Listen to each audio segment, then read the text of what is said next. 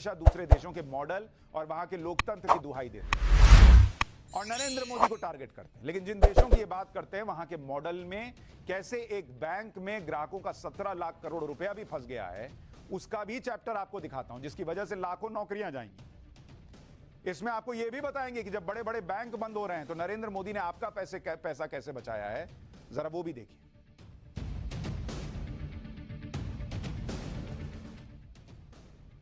भारत में विपक्षी दलों और राहुल गांधी जैसे नेताओं को अमेरिका की डेमोक्रेसी और इकोनॉमिक मॉडल बहुत पसंद आता है।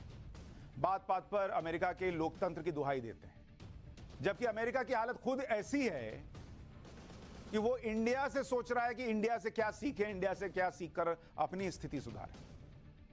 2008 के ग्लोबल आर्थिक संकट के बाद आज अमेरिका सबसे बड़े इकोनॉमिक क्राइसिस से जूझ रहा है।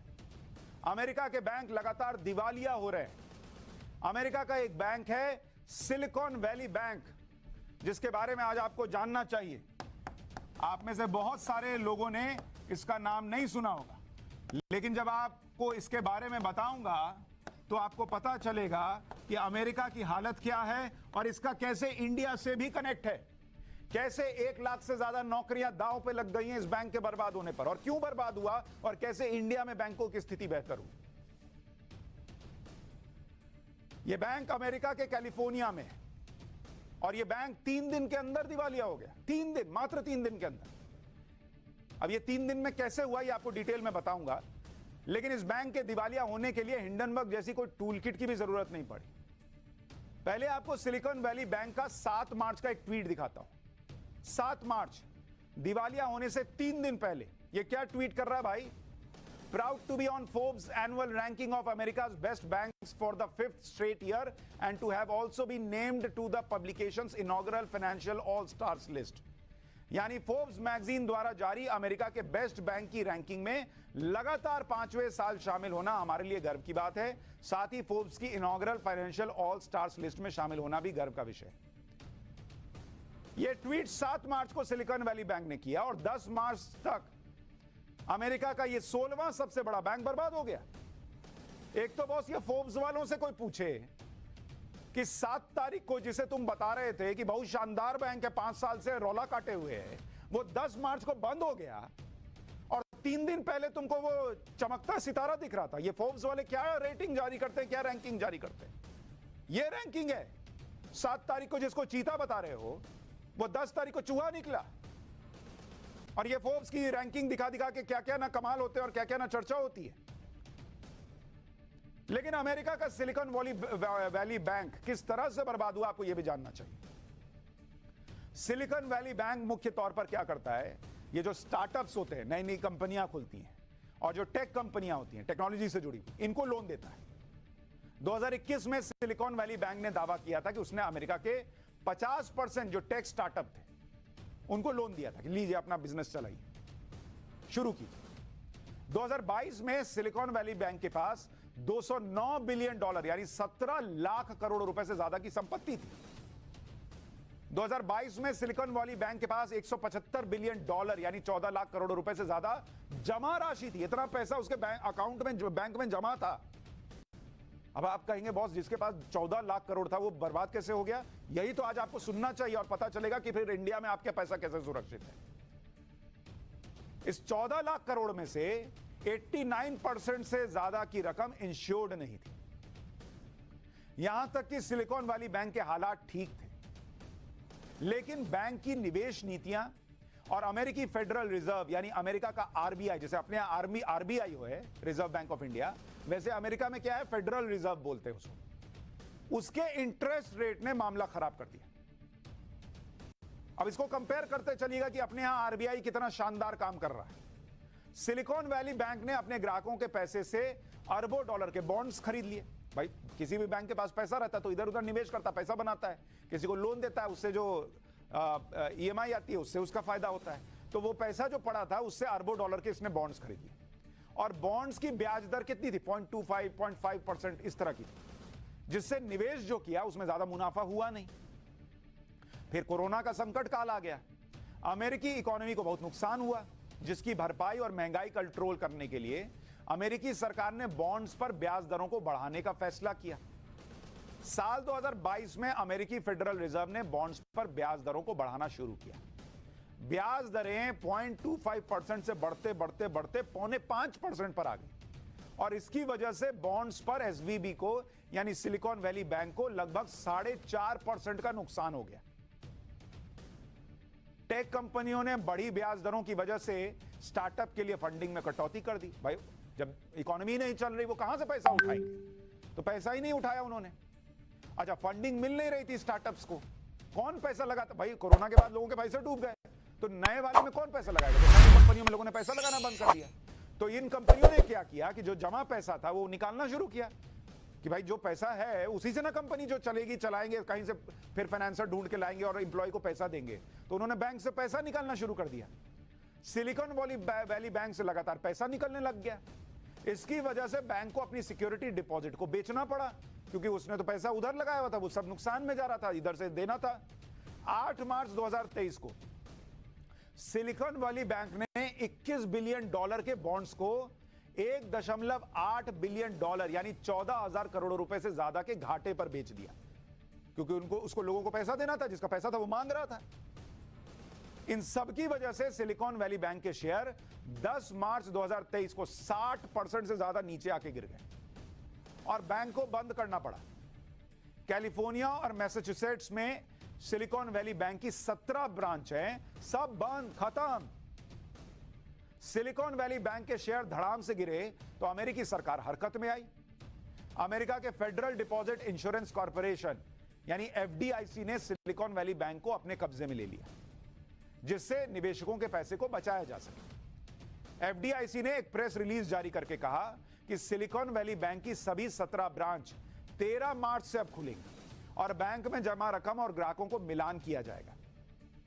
जिन ग्राहकों का बैंक में $2.5 लाख यानी 2 करोड़ रुपए से कम का डिपॉजिट है, उसका तो पैसा वापस दे देंगे ये लोग, लेकिन जिन ग्राहकों का डिपॉजिट $2.5 लाख से ज्यादा है, उनको पैसा मिलने में वक्त लगेगा। मतलब जिसने 2 करोड़ से ज्यादा पैसा जमा किया हुआ है, उसको अभी कह रहे हैं कि उनको पैसा कब देंगे ये अभी तय नहीं है।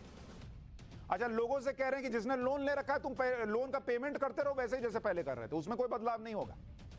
यहां पर यह भी ध्यान देने वाली बात है कि एफडीआईसी $2.5 लाख तक की रकम का ही बीमा करता है। इसका मतलब हुआ कि जिन लोगों ने इससे ज्यादा रकम जमा की है उनका पैसा फंस गया, क्योंकि उसका तो इंश्योरेंस है ही नहीं, तो कहां से पैसा देगा और कब देगा ये भी नहीं पता।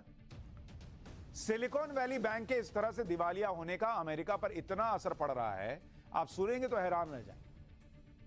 एक बैंक डूबा, लेकिन इस बैंक के बर्बाद होने से 1 लाख लोगों के रोजगार पे संकट खड़ा हो गया है। 10,000 से ज्यादा स्टार्टअप यानी जो नए बिजनेस हैं उस पर असर पड़ रहा है। भाई उसका पैसा डूब गया, वो कहां से आपको स्टार्टअप को पैसा देगा? स्टार्टअप का पैसा अलग फंसा हुआ है। जिन कंपनियों का अकाउंट सिलिकॉन वैली बैंक में, उनका पैसा फंस गया तो कर्मचारियों को वेतन नहीं दे पाएंगे। वेतन नहीं दे पाएंगे तो कहेंगे कि आप निकलिए, हम कहां से, पैसा नहीं है मेरे पास, हम कहां से देंगे? तो वो दूसरी जगह नौकरी ढूंढेगा। सिलिकॉन वैली बैंक में करीब 37,000 छोटी छोटी कंपनियों के अकाउंट हैं, 37,000। इन कंपनियों के सामने फंड की समस्या खड़ी हो गई। इन सबसे बड़ी बात यह है कि अमेरिका में टेक स्टार्टअप को अब फंडिंग देने से पहले कोई भी बैंक 10,000 बार सोचेगा, जिसका स्टार्टअप कल्चर पर भी बुरा असर पड़ेगा। अब आपको बताता हूं कि इसका असर भारत पर कैसे पड़ेगा। भारत की किन किन कंपनियों ने सिलिकॉन वैली बैंक से फंड लिया है और सिलिकॉन वैली बैंक के बंद हो जाने से जिन पर असर पड़ सकता है, उनके बारे में आपको बता देता हूं। Startup data platform company Turkson के मुताबिक शादी.com ने 65 करोड़ से ज्यादा की फंडिंग ली हुई है। कारवाले.com ने 73 करोड़ रुपए की फंडिंग ली है। अनंतारा सॉल्यूशंस ने 106 करोड़ रुपए की फंडिंग ली है।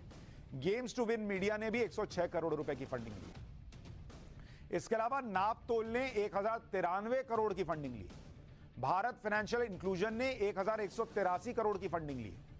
इन भारतीय कंपनियों ने सिलिकॉन वैली बैंक से फंडिंग ली है। फंडिंग लेने के लिए कंपनियां अपने शेयर देने का ऑफर करती हैं, यानी इन कंपनियों के कुछ शेयर सिलिकॉन वैली बैंक के पास होंगे। अब बैंक ही दिवालिया हो गया तो इन कंपनियों पर भी असर जरूर पड़ेगा। इसी वजह से मोदी सरकार ने कहा कि वो मामले पर नजर बनाए हुए है और अगर किसी स्टार्टअप को परेशानी होती है तो उसे दूर किया जाएगा। अमेरिका में सिलिकॉन वैली बैंक दिवालिया हुआ तो इसका असर दूसरे देशों में भी दिखने लगा है। सिलिकॉन वैली बैंक की ब्रिटेन यूनिट का हाल तो यह है कि वो सिर्फ 99 रुपए में बिक गई, ₹99 में बैंक बिक गया। आप कहेंगे 100 रुपया मेरे से लेते भाई, मैं दे देता। अमेरिका में सिलिकॉन वैली बैंक बंद होने से इस बैंक की ब्रिटिश यूनिट पर भी संकट के आसार दिखने लगे। ब्रिटेन में सिलिकॉन वैली बैंक की यूनिट के ग्राहकों को अपना पैसा डूबने का डर सताने लगा। ब्रिटिश ग्राहकों के पैसों को सुरक्षित रखने के लिए ब्रिटेन की सरकार एक्टिव हुई। बैंक ऑफ इंग्लैंड की देखरेख में सिलिकॉन वैली बैंक की ब्रिटिश यूनिट को HSBC बैंक ने खरीद लिया। HSBC बैंक ने सिलिकॉन वैली बैंक की ब्रिटिश यूनिट को £1 यानी ₹99 में खरीद लिया है। ब्रिटिश वित्त मंत्री जेरेमी हंट ने कहा कि इस सौदे से ग्राहकों का पैसा सुरक्षित रहेगा और बैंक सामान्य तौर पर काम करता रहेगा। £1 में बिक गया। अमेरिका में पिछले कुछ दिनों में सिर्फ सिलिकॉन वैली बैंक ही दिवालिया नहीं हुआ, एक और बैंक है जो दिवालिया हो चुका है। 12 मार्च को न्यूयॉर्क का सिग्नेचर बैंक अनिश्चितकाल के लिए बंद कर दिया गया है। फेडरल डिपॉजिट इंश्योरेंस कॉर्पोरेशन ने सिग्नेचर बैंक को अपने कब्जे में ले लिया। Signature bank crypto friendly bank माना जाता है और इसके पास क्रिप्टो करेंसी का स्टॉक था। क्रिप्टो करेंसी के जोखिम को देखते हुए इस बैंक को फिलहाल बंद करने का फैसला किया गया है। 2022 के अंत तक सिग्नेचर बैंक के पास $89 बिलियन यानी 7 लाख करोड़ रुपए से ज्यादा की रकम डिपॉजिट थी। अगर 2019 से अब तक की बात करें तो पिछले 3.5-4 साल में अमेरिका में 10 बैंक इसी तरह से बंद हो चुके हैं, दिवालिया हो चुके हैं। और ये कोई छोटे मोटे बैंक नहीं है, इनमें से कई बड़े बैंक हैं। और राहुल गांधी विपक्ष के नेता, इनको अमेरिका, ब्रिटेन, इनमें स्कोप नजर आता है। और जो इंडिया चमक रहा है, इनको उसकी चमक ही बर्दाश्त नहीं हो रही। नरेंद्र मोदी ने कैसे भारत के बैंकिंग सेक्टर को पिछले 8 साल में मजबूत किया, जिससे आपका पैसा सुरक्षित हुआ, आपको वो भी जानना चाहिए। पीएम मोदी ने बैंक कैसे सुरक्षित किया,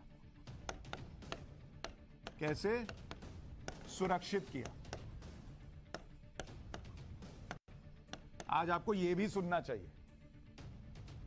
जो एनपीएस है, नॉन परफॉर्मिंग एसेट्स, वो 6 साल में सबसे कम स्तर पर आ गए। मात्र आज की डेट में 7.6% एनपीएस है, सबसे कम। 7 साल में 5.5 लाख करोड़ की रिकवरी हुई है एनपीएस की। ये 7 साल का बता रहा हूं। बैंक का capital to risk weighted asset ratio, CRAR कहते हैं, ये बेहतर हुआ है और ये 14.6% पर पहुंच गया है। मार्च 2022 तक का आंकड़ा है। ये CRAR एक ऐसा रेशियो है जिससे पता चलता है कि जो अमाउंट बैंक में है वो कितनी सेफ है। बैंकों को 5 करोड़ रुपए से ज्यादा के लोन की जानकारी आरबीआई को देनी पड़ती है और आरबीआई इसकी निगरानी करता है। खाता धारकों के पैसे की सुरक्षा के लिए पहले इंश्योर्ड अमाउंट 1 लाख रुपए थी, उसे बढ़ाकर नरेंद्र मोदी सरकार ने 5 लाख रुपए किया गया। इसमें 98% खाता धारकों का पैसा सुरक्षित हो गया और एक तरह से बैंक भी सुरक्षित हो गया। 10 सरकारी बैंकों का विलय करके 4 बड़े बैंक बना दिए गए, जिससे बैंकिंग सेक्टर मजबूत हुआ, कोई खतरा न हो।